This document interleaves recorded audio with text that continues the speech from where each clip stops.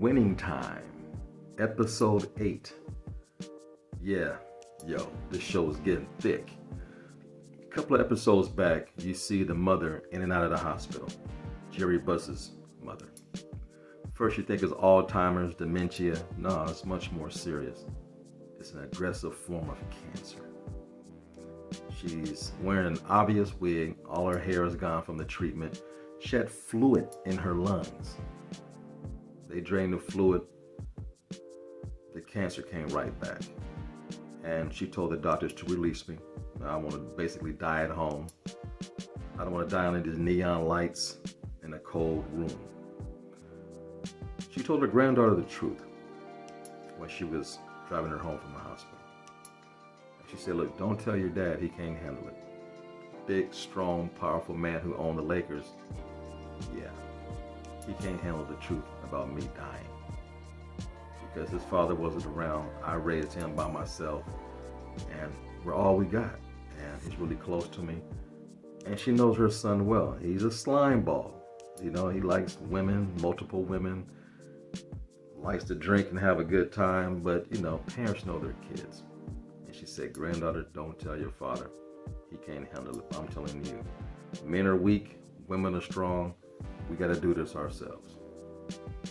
She comes home. He has a big old welcome home party.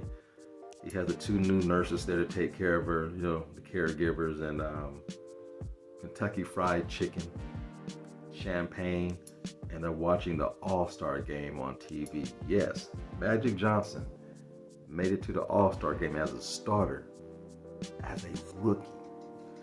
And at the opening ceremony, before the game and everything, he got a chance to meet his idol, Dr. J, Julius Erving. This man has him hanging up in his room, posters and stuff like that. He idolized this guy. That's the worst thing you can do, because that idol is your competition and will use that against you. Oh, young blood likes me. What's up, man? I'm gonna take you out to dinner, you and your girl Cookie, you know, show you the town, welcome to Philly. They do that to get to know you, to destroy you. You can't like somebody in the heat of battle, because you won't give it your all and you don't have that cutthroat mentality, right? Well, in the All-Star game, Dr. J was lighting that ass up. It was a close game. Larry Bird hit one of the final shots, a three-pointer, when they implemented a three-pointer to make the game just out of reach. And the world seen it, you know, the two rookies, Magic and Bird, the future of the NBA. And I think Julius Erving felt a certain kind of way. You know, hey, I'm still here. Don't forget about me. I'm going to show these rookies up. Well, right after the All-Star game, the first game the Lakers played was Philly at the Spectrum. And the Lakers, after that big Boston win earlier in the season, they ran off about 20 plus games. They're 40-16. They got the best record in the West. Who has the best record in the East? The Boston Celtics by a couple of games. So it's looking like a collision course between the two franchises, Boston and LA. And Paul Westhead and Pat Riley got the beat of the team. They got the heartbeat. They are injecting with the guys. Everybody's feeling good. It's a winning combination. Lo and behold, old Jack comes walking through the door. I'm back. This is my team. I'm ready to coach. Get rid of Pat Riley. If you don't do it, I'll do it. Paul, I'm going to give you the opportunity to let him know his services are longer needed anymore.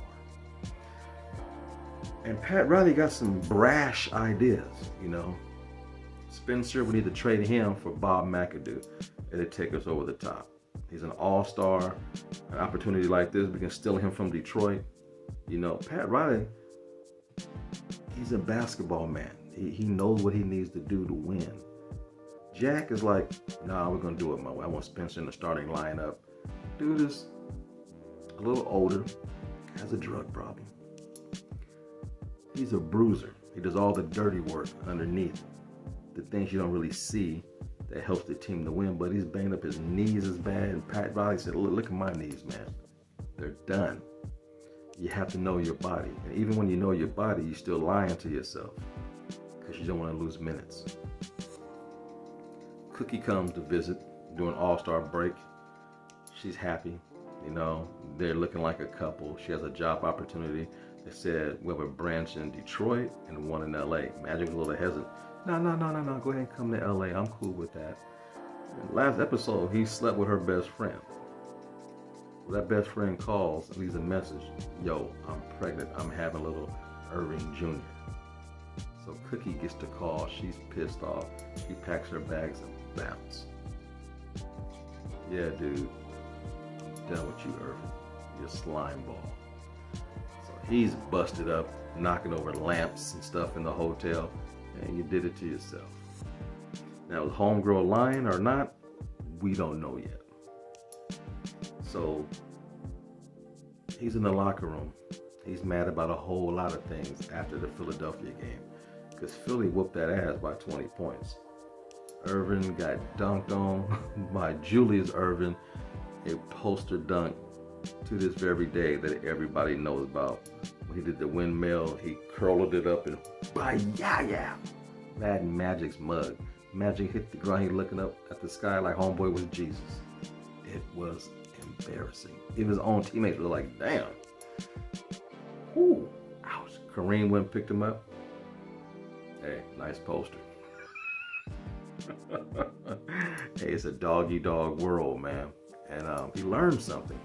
He goes, yeah, I got played by Julius. He befriended me, offered me dinner before the game and everything to get me all, juiced up, only to destroy me. So Magic, right then and there, was thinking like, I need to change my ways. And Jerry West came into the locker room, had a long talk with him, explained to him, you have to hate your opponent, or they get the best of you each time. You have to come up with that mentality to hate the guy across that court so you can beat him. You want one of these rings? You have to do that. I should have had 5 rings, and I didn't get it done. And it haunts me. But would I be happy if everything was perfect in the world, hanging out with my wife at the beach making babies? He goes, no, man, this one ring was worth it. And that's the mentality you have to take, Magic. And Magic's in there looking, perplexed and like, I want to win. And Jerry's like, what? He said, no, I want to win. And I think for the first time, Magic realized smiling and being nice won't get you a championship. So underneath that smile is a cold-blooded killer. I think at that moment, that killer came into fruition. Yeah, I'm going to kill him with this smile, and I'm also kill him on the court. And to back up a little bit, Jerry Buss got some help for his mom to make her stay more comfortable. Now, understand, he don't know that she's dying of cancer, but the granddaughter sees her father for what he really is. She's just looking at him, and she's a little intoxicated, a little inebriated.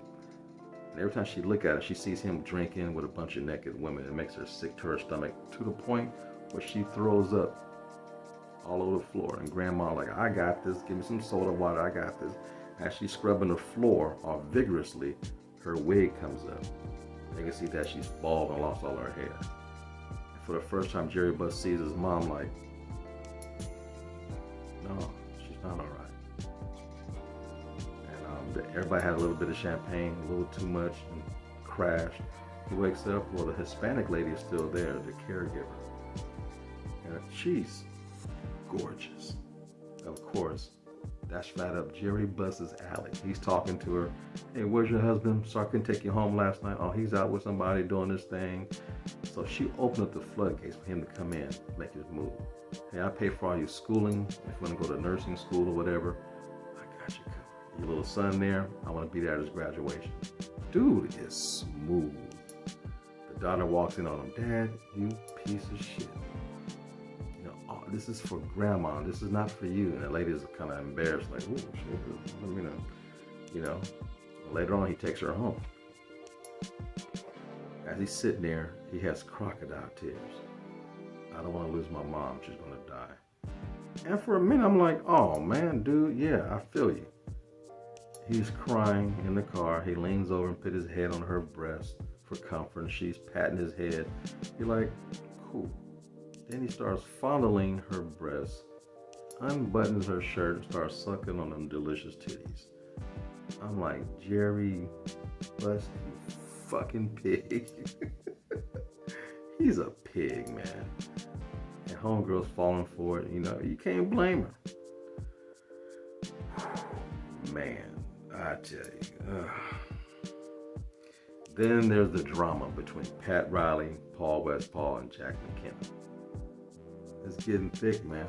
You know, Paul's in the middle. He knows he can win, and they have the heartbeat of the team with Pat Riley. Jack McKenna, he respects him, but really doesn't respect him. Dude, I brought you on because I know you won't step on my feet. You do exactly what I tell you to do. You're the perfect assistant. Stay in your lane. But slowly but surely, Jack's mind is not what it used to be. He's kind of forgetful. I mean, he took a nasty fall. So he's not all there. So his coaching aspects are not what they used to be, but he's so stubborn. He wants the team back because he wants to win. Everybody in that locker room knows that this team is special. Pat knows it, Paul knows it, and Jack knows it. Before Jack came back, they're having fun. You know, he got a little chalkboard in the room, or in the locker room. He marks off, okay, 39 wins. He erases it, 40 wins. Dude, we're doing it. And for the first time, he addressed the team as, guys, I think we can win the whole thing. He will always give like a little speech or quote some poetry or some words of wisdom because he's an ex-professor, right? And the whole team secretly got together a whole bunch of shaving cream and sprayed both coaches. They're having fun. They're gelling. They're a unit. They are a family. And here comes walking in Jack McKenna, just busted up the whole groove. And the team can sense it. You know, it's unfortunate what happened, but things happen for a reason. I'm a firm believer in that and go with the flow. Paul is so stressed out, man. I thought he had a bleeding ulcer. He was pushing kidney stones and stuff. So he was bleeding from his penis. Had to be rushed to the hospital. That's due to stress. He can't stand up to Jack. And Paul, you know, is trying his best to do the right thing, but he won't stand up to Jack. And you got Pat Riley busting upside his head verbally. May do something. I quit my job to be here. We can do this together. What's up? No, Pat. Ain't no joke, man. And then he's in the hospital now. So Pat Riley is left to coach the team. Too bad it was against Philly. Could got that ass whipped by 20 points. But you live and you learn. This show is deep. The basketball aspect is a small part of it, but it's amazing. Just the pure camera work and the aesthetic of the show looking like it takes place in 1979 and also 1980 is truly amazing. And the opening monologue by Jerry Buss, everything freeze frame in the background. He's walking through the audience, the crowd, the court, and gives a really inspiring speech about winning. And it's really, really cool. This is masterfully directed, great acting, great music. I love this show. Until next time, be sure to tune in, be sure to like, share, and subscribe. And I'll see you next week. Yeah, man. I love this show. Peace. Fade to black.